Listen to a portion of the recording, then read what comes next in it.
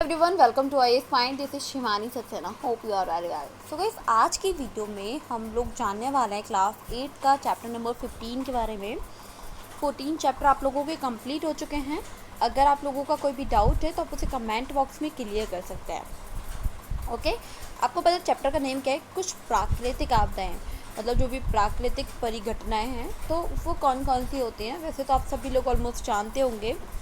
आपको पता है कि इस चैप्टर में आप जो जानने वाला है, जैसे कि जो भी प्राकृतिक परिघटनाओं के बारे में आपको बताया जाने वाला है, साथ ही आपको ये भी बताया गया है कि जो तड़ित होती है, तड़ित क्या होता है और उसकी डेफिनेशन आपको बताई गई है।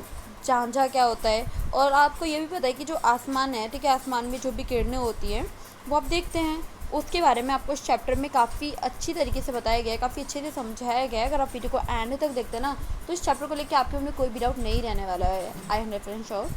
आपको पता है कि बारिश होती है, ठीक है, तो बारिश में जो भी बारिश होती है तो वो बिजली गिरती है ना, आप सभी लोग काफ़ी इजीली जानते होंगे।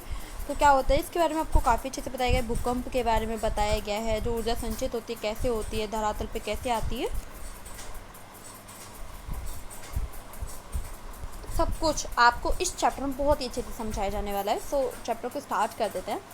आपको पता है जो भी परिघटनाएं होती हैं, आखिर ये परिघटनाएं, प्राकृतिक परिघटनाएं हम किससे बोल रहे हैं यहाँ पे, इसके बारे में बात करते हैं। अगर हमारे आसपास अगर देखा जाए, हमारे पास जितनी भी घटनाएं हो रही हैं वो प्राकृतिक रूप से होती है, मतलब प्रकृति द्वारा एक तरीके से संपन्न की गई घटनाओं को हम प्राकृतिक घटनाएं, परिघटनाएं बोलते हैं। फॉर एग्जाम्पल आपको बताया जाए, पृथ्वी का घूमना, रात का होना, दिन का होना, और आपका अगर बोला जाए कुछ भी परिवर्तन हो रहा है, मतलब ये जो सभी प्रक्रियाएं हैं, जो भी ये किसके द्वारा संपन्न हो रही है, प्रकृति के द्वारा ही संपन्न होती है। ये आपको काफ़ी अच्छे से समझ लेना है। अब बात करते हैं हम लोग तड़ित की, कि तड़ित क्या होता है।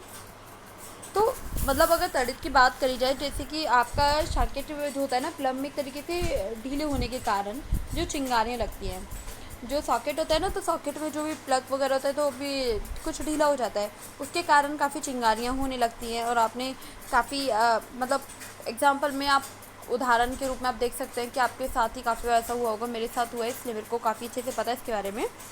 आपको पता है कि क्या था, 1752 में अमेरिकी वैज्ञानिक थे, तो क्या उन्होंने ये दर्शाया था कि तड़ित तथा आपके जो भी वस्त्र हैं, वस्त्र में उत्पन्न होने वाली जो चिंगारी हैं वो वास्तव में एक ही परिघटना है, परंतु इस तथ्य को एक तरीके से साकार होने में 2000 वर्ष का टाइम लगा था लगभग। ये आपको यहाँ पे समझ लेना है। अगर धन के जो धनावेश है, ऋणावेश है, तो वो वस्तु में कैसे होगा, इसके बारे में भी हम लोगों को जान लेना चाहिए।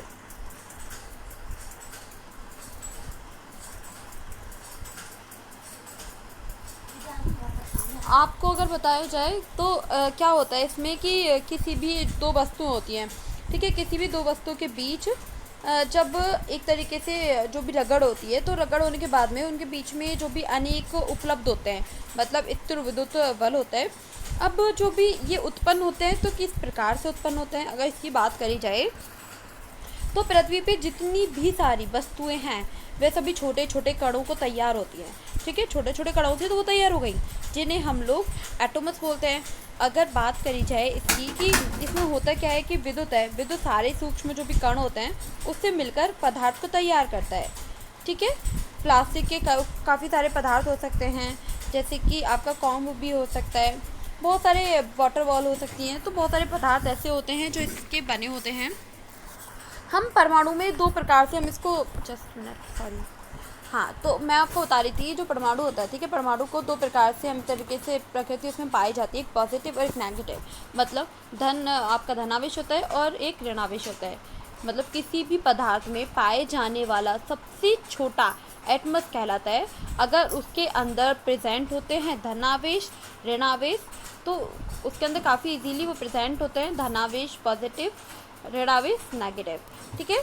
अगर हमारी पृथ्वी पे जितने भी पदार्थ हैं अभी वो आवेशित नहीं है, ठीक है, अगर हम उन्हें आवेशित कर देंगे रगड़ के तो ऊर्जा की जो भी सृष्टि होगी, तो ऊर्जा से हमें तड़ित देखने को मिलती है।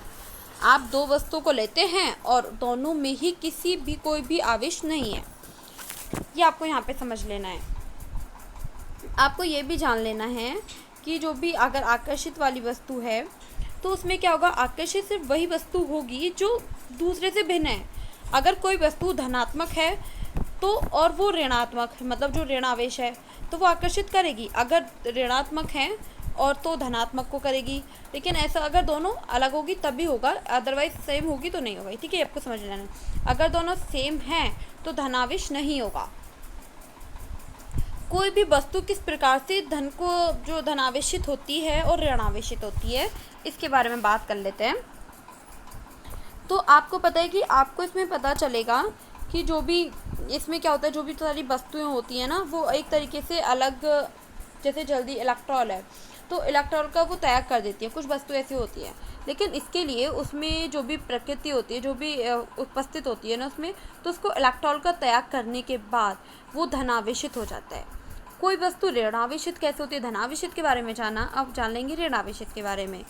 तो इसमें आपको पता चलेगा, ये ऋण आवेशित हो गया। इसके बारे में अगर बात करी जाए तो आपको इसमें पता चलेगा कोई भी वस्तु ऋण आवेशित तभी होती है जब उसमें जो प्रोटॉन की संख्या क्या होती है, प्रोटॉन की संख्या आपकी इस तरीके से होगी। ठीक है, ये आपका 5 है। ठीक है, और जो इलेक्ट्रॉन है, इलेक्ट्रॉन की संख्या किस तरीके से होगी, ये इलेक्ट्रॉन की संख्या है आपकी, तो इसकी संख्या भी 5 है। अब जो इसकी प्रकृति है ना, तो उसमें आप देखेंगे कि इलेक्ट्रॉन को ग्रहण कर लेता है और देन वो एक तरीके से जैसे इलेक्ट्रॉन है और अपने में काफ़ी अच्छे से उसको समा लेता है। ठीक है, ये आपको काफ़ी अच्छे से वर्ड पता होगा कि काफ़ी अच्छे से वो अपने उसमें इसको समा लेता है। तो इसकी जो प्रकृति है वो ऋण आवेश में हो जाती है, मतलब वो ऋण आवेश हुआ। धनावेश के बारे में मैंने आपको बताया और ऋण आवेश के बारे में बताया।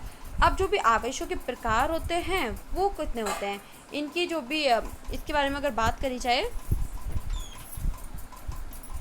तो आपको पता चलेगा जब इन्हें आपस में हम रब करते हैं, रब किया जाता है। तो जैसे कि अगर आपको बताया जाए, जस्ट मिनट,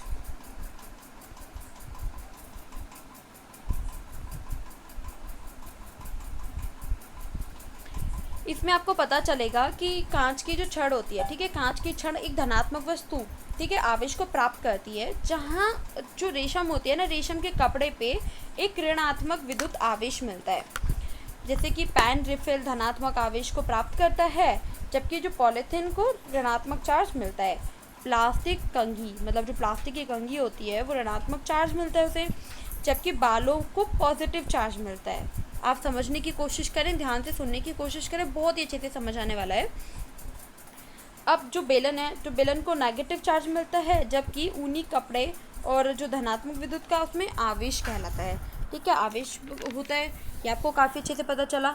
अभी तक आपने काफ़ी सारे पॉइंट यहाँ जाने, काफ़ी सारे पॉइंट यहाँ आपने कैसे जाने कि जो एक आवेशित गुब्बारे ने दूसरे आवेशित गुब्बारे को प्रतिकर्षित किया।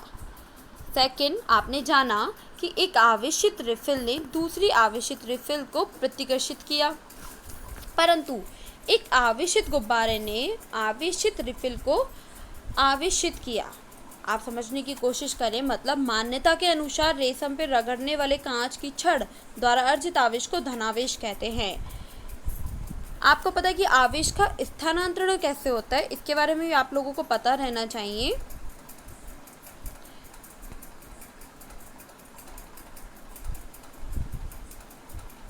ये टॉपिक है, काफ़ी इम्पोर्टेंट है, काफ़ी डीपली मैं इसके बारे में आपको बताने वाली हूँ।